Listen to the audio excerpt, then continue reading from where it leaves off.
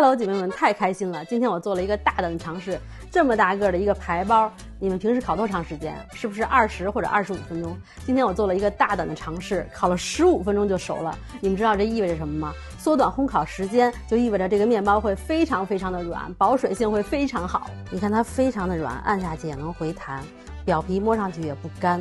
拉丝效果也超好，这种大排包以前我总是烤20或者25分钟，今天就是突发奇想，没想到15分钟还真熟透了。给大家分享一下这个面包的做法，会有对比，简单的微调有不一样的效果。我是先提前发了一个中种面团，因为我着急买菜去，但是我觉得这个买菜的时间也不能浪费，所以就快速的5分钟揉了一个中种，28度发了大概60到80分钟，发到里边都是蜂窝了。但是这样不能揉面，因为面温还是太高了，所以我把它要放到冰箱里冷冻一会儿。你要是觉得这样麻烦的话，也可以做直接法的。直接法的配方我也给大家写出来了，直接法就是中种的配方全部加在一起。这个牛奶的量你们要自己调整一下，因为我用的面粉吸水性强，加上我这里特别干燥，所以我要用的液体量可能会比你们大一些。你可以先用120或者130试试。再来熬一个汤种，汤种就是面粉加水给它搅拌均匀，然后熬成浆糊就行了。你要是怕这个面糊的状态掌握不好的话，就测一下温度，65度就可以了。这个就是65度汤种。汤种熬好以后也是给它放到冰箱里冷冻，等完全凉透了以后就可以揉面了。把冻过的中种面团还有汤种还有煮面团的这些材料都放进来。这个配方你用直接法发酵或者中种法发酵都可以，都挺软的，反正用中种法的话效果会更好一些。给它揉到面团出筋了，我这个模差不多是8到9分筋的状态了，然后再加黄油。最后我就揉到了这样的模，也可以揉得再光滑一些，让破洞没有锯齿。揉好的面温别超过28度就可以。然后看一下我这个面团的状态，它应该是有点粘手的。粘手的面团做出来的面包会比较软。给它整理一下，表面给它整理光滑，然后放在28度发酵30分钟就行了。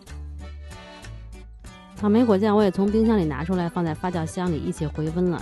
这样包完以后，面团可以发得快一点。30分钟以后就直接分割滚圆，不用看它是不是2倍大，因为我那个中种已经充分的发到2倍大了，这个就是松弛一下。我第一次做的时候给它分成了16份，但是后来我总结了一下，分成12个比较合适。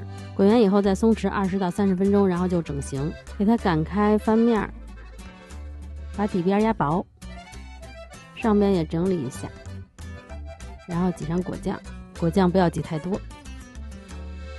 果酱不要挤太长，要不然会露出来。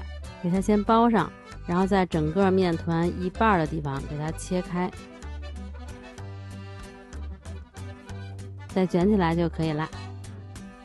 这个就是我第一次做的，分了16份，感觉这个烤盘用的不太对，有点大烤盘。35度发酵，差不多1个小时就可以发好。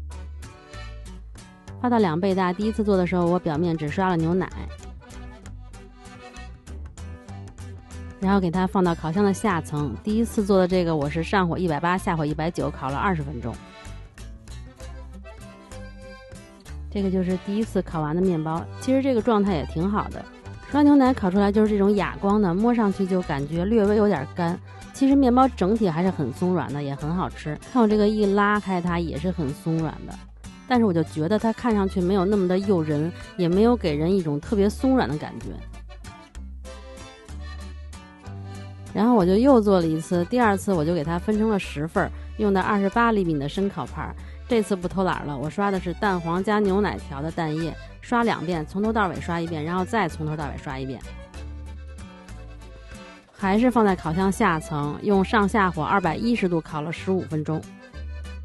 看这个出炉的状态跟第一次做的就完全不一样了，这个看上去就是色泽金黄、松软油亮的感觉，视觉上就没有觉得很干。跟这第一个对比一下，区别是不是还挺大的？烤15分钟这个会更松软一些。瞧瞧这个拉丝，再看看这个亮度，然后我又得出了一个教训，那就是要想做出漂亮的面包，绝对不能偷懒，还是得刷蛋液。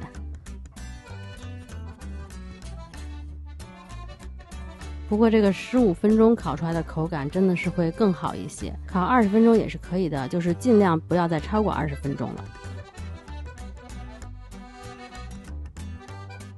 我来尝尝熟透了没有。不过这个面包不是烤的时间比较短吗？我觉得一定要给它凉透了以后再吃，如果热着吃的话，有可能会有一些粘牙。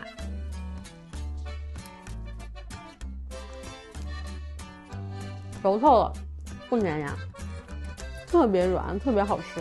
突然想到，你们做的时候可以给它平均分成12份，到时候就可以这样，3个装一袋或者4个装一袋，这样就可以平均分配。像我做那10个的话，就不太好平均分配了。好啦，那今天就到这里啦。这个果酱排包真的非常软，非常好吃，你们也赶快去试试吧。如果喜欢我的视频，别忘了帮我点个赞哟。我们下个视频再见啦，拜拜。